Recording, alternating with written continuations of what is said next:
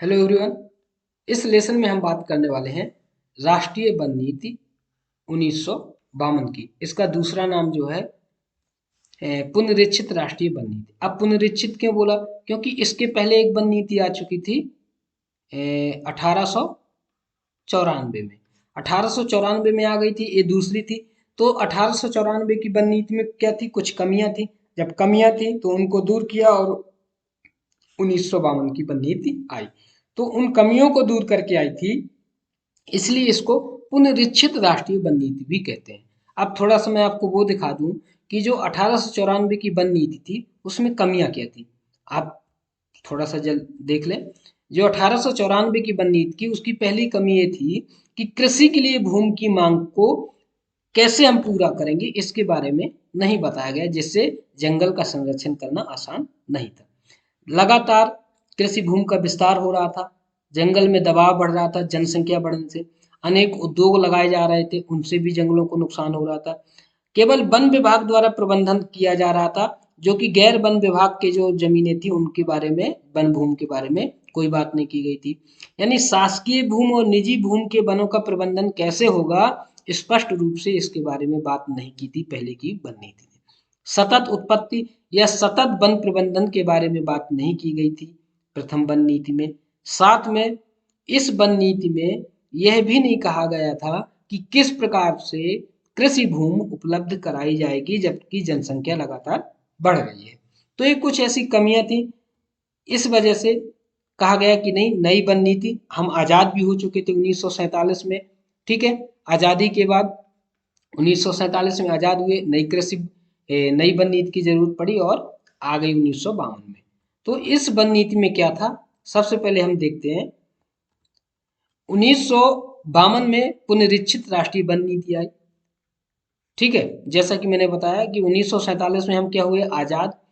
आज़ादी के पश्चात वन संरक्षण एवं संवर्धन की दिशा में पुनः चिंतन किया गया और वन नीति घोषित की गई। तो इस वन नीति में वनों के कार्य के आधार पर 4 हिस्सों में फिर से बांटा गया।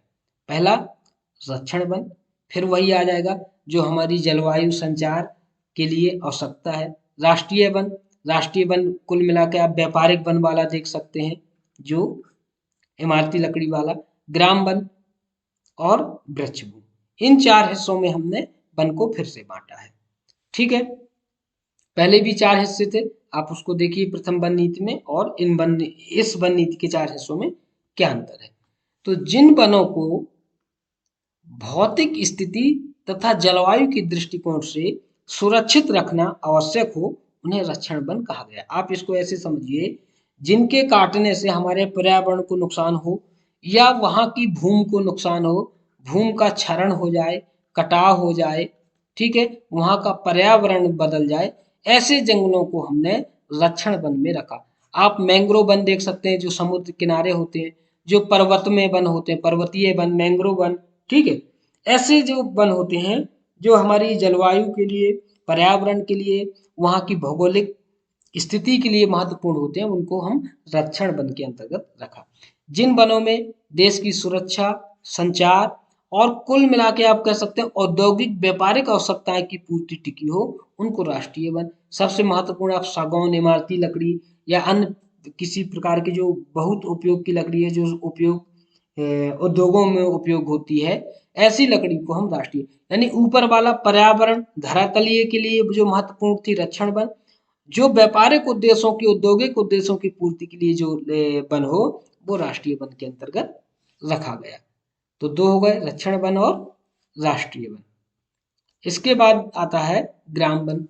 ग्राम वन में क्या होगा? जो स्थानीय लोगों की आवश्यकता पूर्ति करेगी।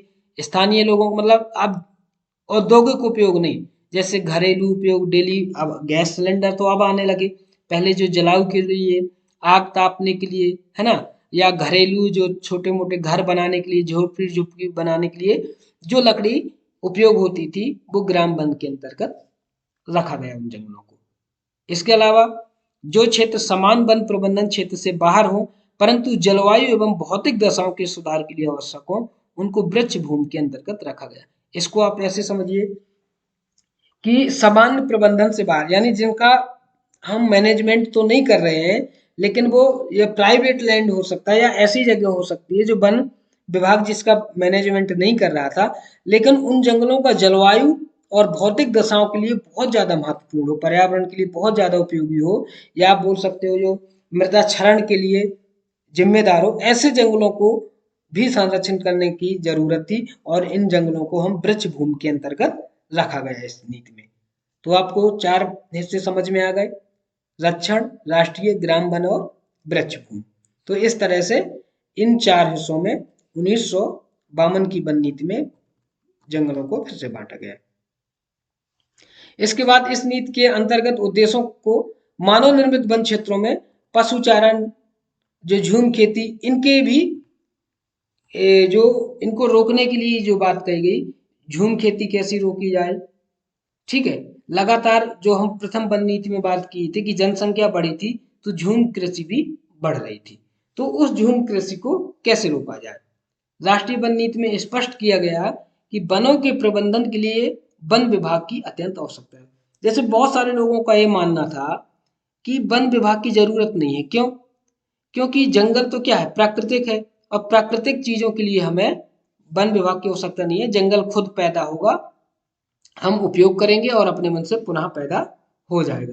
लेकिन एक गलत था। एक कंसेप्ट कब तक है कि वन विभाग की जरूरत नहीं है, एक तब तक ठीक था जब जनसंख्या बहुत कम थी, यानी जनसंख्या कम हो और जंगल बहुत ज्यादा हो, तब ये कंसेप्ट ठीक हो सकता है कि उपयोग करने वाले बहुत कम है, जितना उपयोग कर रहे हैं प्रकृति खुद से उसकी भरपाई कर ले।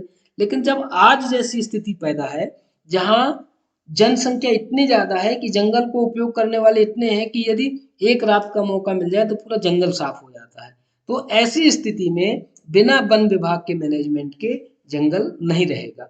यदि लोगों को समझ में आ जाए कि अब वन विभाग ने अपना मैनेजमेंट खत्म कर दिया है तो एक रात में पूरा जंगल ही खत्म हो जाएगा। तो जो ये वाला कंसेप्ट था, जो लोग पहले बोलते थे कि नहीं, वनों के प्रबंधन के लिए वन विभाग की जरूरत नहीं है, ये प्राकृतिक चीज है और इसको खुद से ही संरक्षण होता रहता है, लेकिन ये बिल्कुल आधारहीन और विवेकहीन विचार है। बिना विभाग के प्रबंधन के जंगल नहीं बचने वाला, जो आज की स्थितियां हैं, ठीक है। तो इसको आपको देखना है, ये द्वितीय वन नीति में ही कहा गया था। वन अनुसंधान क्षेत्र के क्षेत्र में केंद्रीय वन अनुसंधान संस्थान देहरादून की स्थापना हुई, यानी कहने का मतलब अब कुल मिला के ये वाला कंसेप्ट शुरू हुआ, रिसर्च सेंटर की स्थापना। कहाँ जमीन कैसी है, कहाँ किस प्रकार के जंगल को पैदा किया जा सकता है, यदि कोई जंगल खत्म हो गया है तो उसको फिर से कैसे पुनर्जीवित करना है। तो इस तरह की जो रिसर्च वाली चीजें हैं, अनुसंधान की चीजें हैं, अब अनुसंधान के ऊपर बल दिया जाने लगा और अनुसंधान केंद्रों की स्थापना भी शुरू हो गई।